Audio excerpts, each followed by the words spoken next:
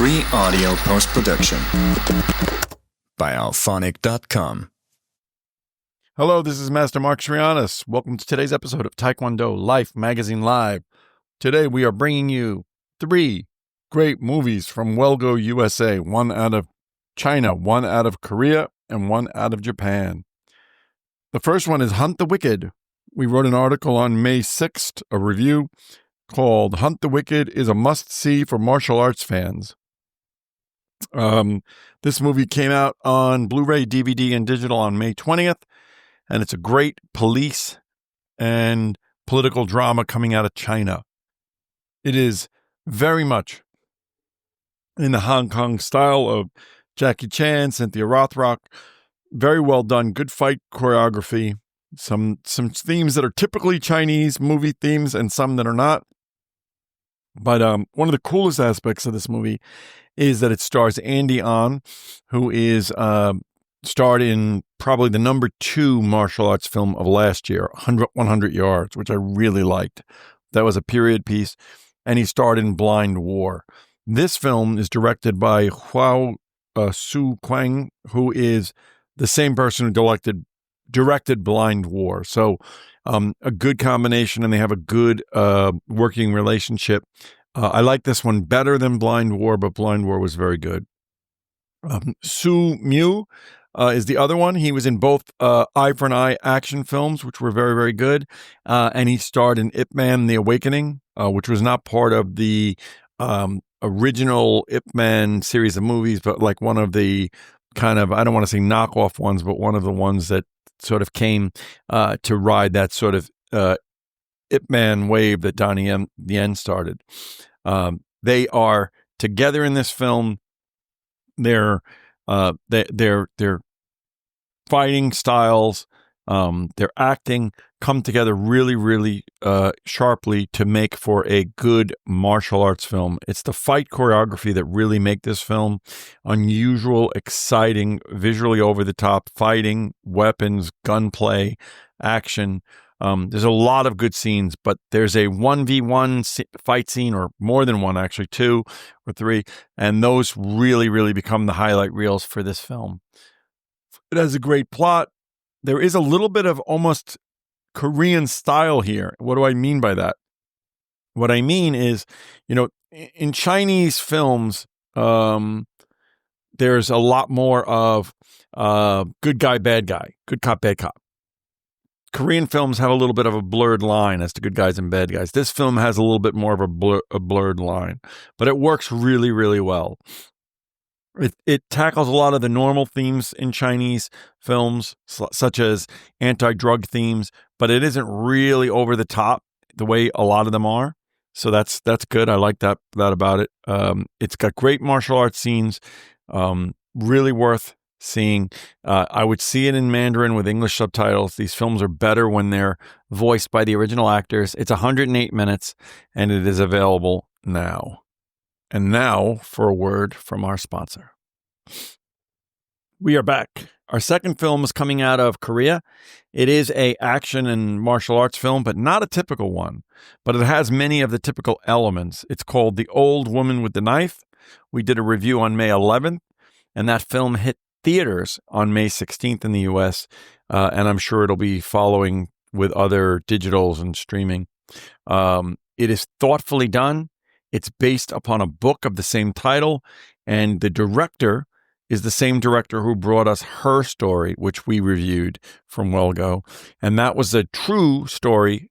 It was a fictionalized documentary about the case of Korean comfort women in World War II who brought a case against the Japanese government. And that was a very moving drama. This has some elements of that.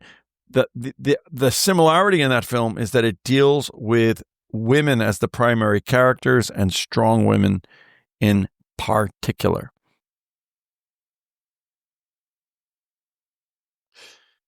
The film deals with an aging assassin who's a woman, which is a really interesting and unique theme that has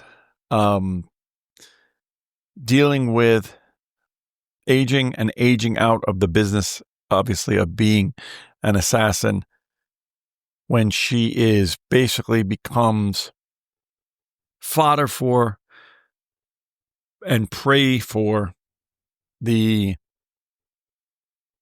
attack of a young assassin who in some ways becomes her protege and in other ways becomes her nemesis. The film is really sold by the acting job, in particular by Lee Hee-hyung. If she doesn't sell this with the ferocity and complexity and humanity in this lead character, I think the film fails. But she does an amazing job. She sells that performance, and that's really what makes the movie so good. Kim Sung-cheol's performance as her adversary is really, really good. It is probably a better directed and cinematographically a better film than the Chinese film, in the sense that there are some flashback scenes and current scenes, and they get interwoven. There's a lot of drama here. It's very humanistic in many ways. It deals with aging, and it deals with misogyny, and it deals with non-conventional roles, and there are some plot twists here. It's a very thoughtful and intelligent film. It isn't all about the visceral visual aspects of it, but it's very, very good. I recommend it highly. I would watch it again in Korean with English subtitles, and it's 124 minutes. You can find this one and the other one and the Japanese film I'm going to talk about on Welgo USA's website or Taekwondo Life magazine's website. And now for a word from our sponsor. We're back. Our last film is really good. It's called 11 Rebels, and we wrote our review yesterday. 11 Rebels is a samurai epic. It is a different kind of a movie than the other two in the sense that those are modern pieces. This is a period piece that takes place in the 1860s as the Japanese samurai era is coming to an end and Japan's feudal system is changing, and there's consolidation and modernization in Japan in the consolidation of power as well. The movie deals with a group of convicted men who are promised their freedom if they stand up against the feudal army to protect their town.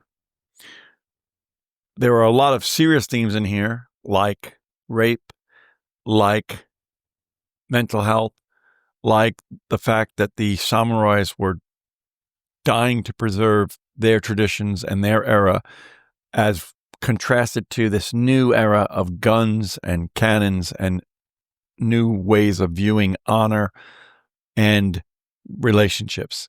The film has a lot of Akira Kurosawa running through it from his Seven Samurai, which was later made into the Yul Brynner film, The Magnificent Seven, in that it has a variety of interesting and complex and diverse characters. We don't really get too depth into those characters, but we get a touch of all of them, and we probably long for a little bit more from each of those characters. But because of the fact that it's a film and not a television series, right? It's two-hour film. There's so much going on that you don't necessarily have time to get too deeply into those characters and their rich backstories. The film takes place in really the same era as Tom Cruise's epic Ken Watanabe film, The Last Samurai, dealing with very many of the same issues, which is the end of the samurai era, but dealing with it in a different way. Unlike the other two films, the Chinese and Korean film, this film doesn't have a standout cast member. It's an ensemble cast, and they do a great job of playing against each other in a way that really, really makes it interesting to watch them all and watch them develop and play. It is a historical film. It's a historical drama. It's based on reality. However, at its core, it is an action film and a martial arts film. There's tons of violence, tons of action, tons of great scenes, a lot of sword play, a lot of samurai action, and really, really very, very good. The climax, the fight scenes of the climax are absolutely fantastic, visually great.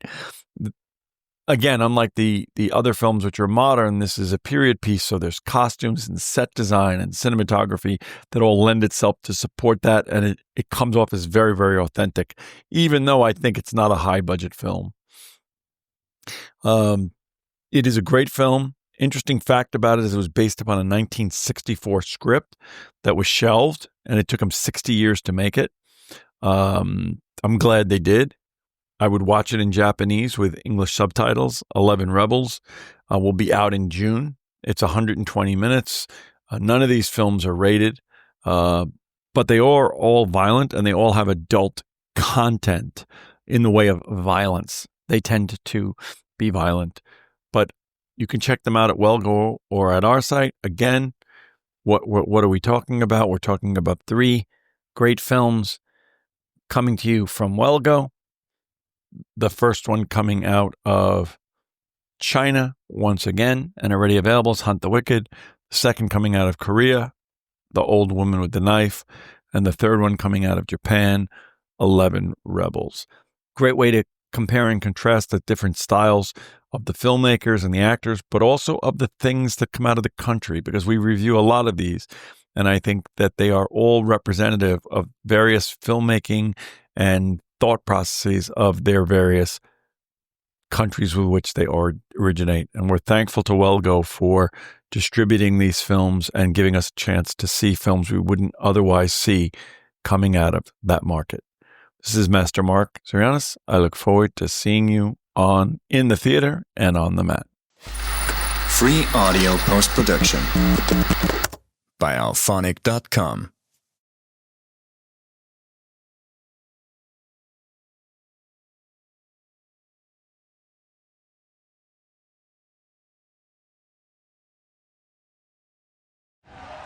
Do you believe